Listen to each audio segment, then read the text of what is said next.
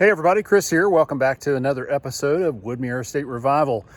Today we're changing things up a little bit and we're working outside. It's a beautiful sunny day, it's warm, and we're going to take advantage of the weather to go ahead and set our gate posts down at the front gate. We've had this 8x8 post laying in the driveway for the last couple of months. We kept meaning to get down there and just never did get the weather that we needed to get down there and do it. So today we got a real nice warm day and it's going to be dry for the next couple of days. So we're going to go ahead and get this thing set on either side of the driveway. I went out to the big box store earlier and picked up 18 80-pound bags, literally picked them up twice, once to put them on the cart and once to load them up in the back of my pickup, and loaded them up and brought them back to the house here. So we're going to put 9 bags around each post. Should be plenty of concrete to hold our gate on our gate halves on either side of the driveway. So let me show you exactly what we're getting into here, and then we're going to get to work. So there you can see my 3/4 ton Dodge Ram sitting a little bit low in the rear end. It actually has about 3/4 of a ton of concrete, or quickcrete, in 80-pound bags sitting back there. I had some 15-pound felt and some other stuff back there too. We're getting ready to start hardwood floors. So she was squatting pretty good, still is, with all that load on there. But thankfully, plenty of stout suspension under there, stout frame, Cummins engine pulling this thing around, so no problem. But it is squatting just a little bit. Here's our 8x8 post. They dropped that off, like I said, a couple months ago. It's been sitting here ever since then. So gonna have to cut that up into 2 pieces later on, get it looking nice and sharp. And then we got the Massey Ferguson that's on loan from Papa Stansberry. Got it out today and got all the important stuff loaded up in the bucket there. Wheelbarrow, a couple of shovels, post hole diggers, gloves, and some gravel. I scraped up a little bit of gravel from over here next to the wall that we had left over from patching holes and foundation work. We'll put that gravel down in the bottom of the hole to give it some drainage, and then our concrete, our quickcrete will go in on top of that. This Massey Ferguson has been very handy. So thankful that my dad loaned it to us for the last, I don't know, 6 months or maybe longer. We've been using it to haul gravel, to patch holes in the driveway, and scrape dirt up and move all sorts of stuff around the property. We use it to move Poseidon and other statuary, so it's been really handy. The only thing that would make it better is if it had a differential lock in the rear end and 4-wheel drive. Then it would be pretty much unstoppable. But as it is right now, I just got to be careful not to get it off the beaten path too far, start spinning a wheel, especially if we get off camber or something like that, unload one of the tires, and then we'd be in trouble, be stuck. So, but it's great. Over on the hard road and on the gravel road, not a problem. So I'm gonna haul all this stuff down to the front entrance there, and then give you guys an update on the project as it stands. Beautiful day for a ride in the tractor.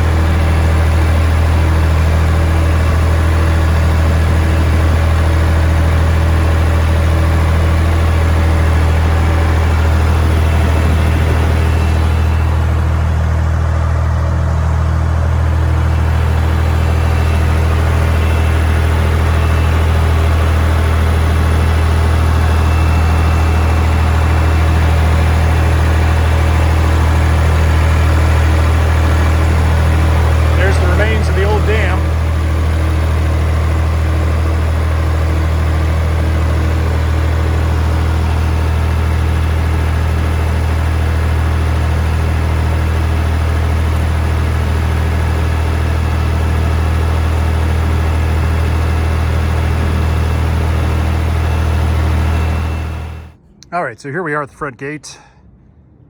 This column was existing, and we rebuilt the top and removed the two mailboxes that were stuck in the side of it. And then we mounted the gas light up on top of it. And I definitely need to turn down the gas lamp a little bit. It's a little bit sooty, and clean all the glass, but just haven't had a chance to drag the ladder out to get down here and do it. The company that came and dug out the road to get the gas line across went ahead and dug out in front of this column. And you can see it's just been raining so much here lately that we've got a good bit of water in there. I'm probably gonna have to get the trash pump from the house and suck that out. But they went ahead and dug that out for us. And so that post will get set right there up against this column. And then on the other side of the road, we've got a brand new column that was built by our mason. And then they left the front of this footer exposed for us. So the other one will get set right here. And I'm gonna have to open this one up just a little bit to make the hole a little bit bigger so we can get enough concrete around it.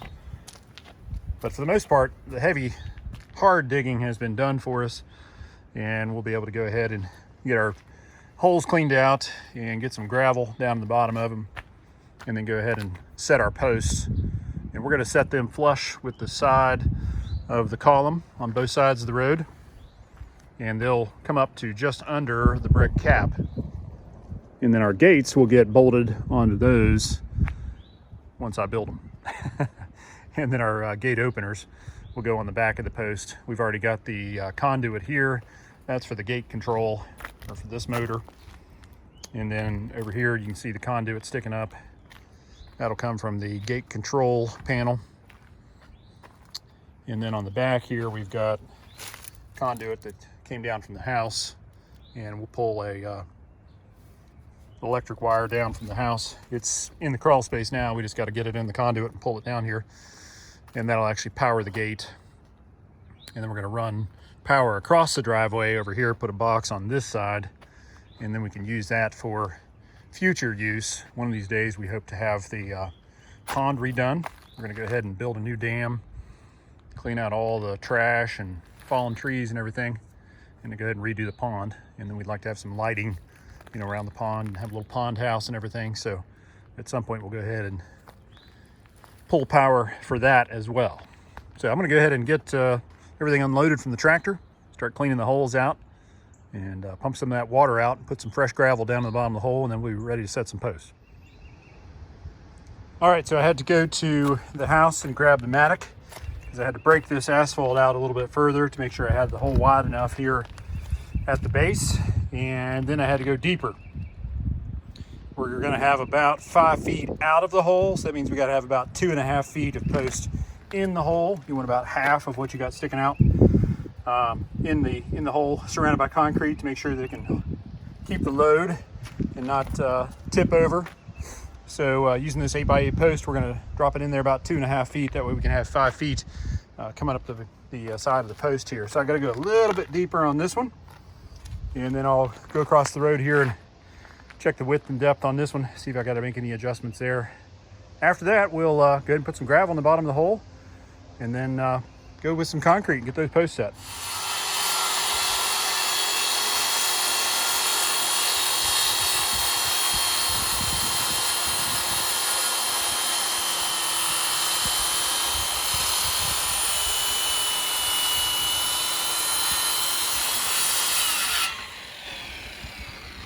All right, so Chris has just started cutting our 16-foot post.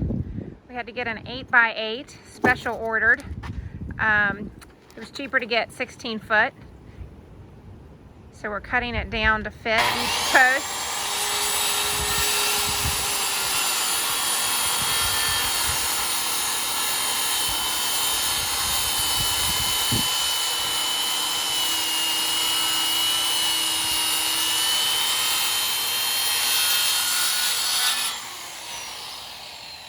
Our circular saw is just big enough.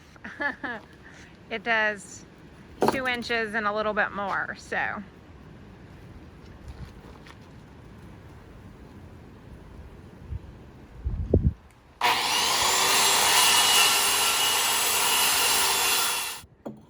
but I need, okay, you're gonna move that stuff. All right.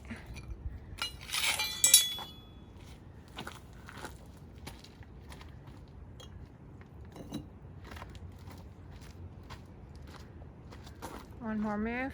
Chris is getting a workout today.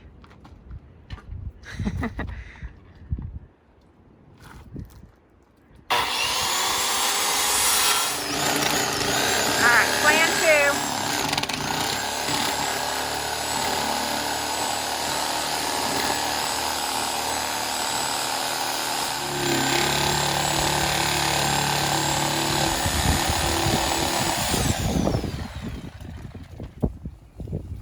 Get it? Yay! Keep them separated. Wow. You like my musical reference? Yep. Amazing. Especially for me. Look pretty good? Not bad. Have Take a to- sander to it. clean it up a Okay. little bit. Perfect. Good job.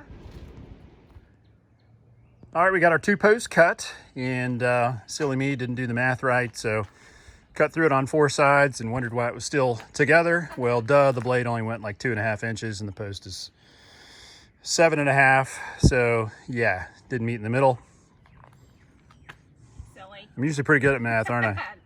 Yeah, you're actually better at middle math than I am. Yeah, but this time I kind of screwed up. So anyway, so we got the Sawzall out and finished the cut with that.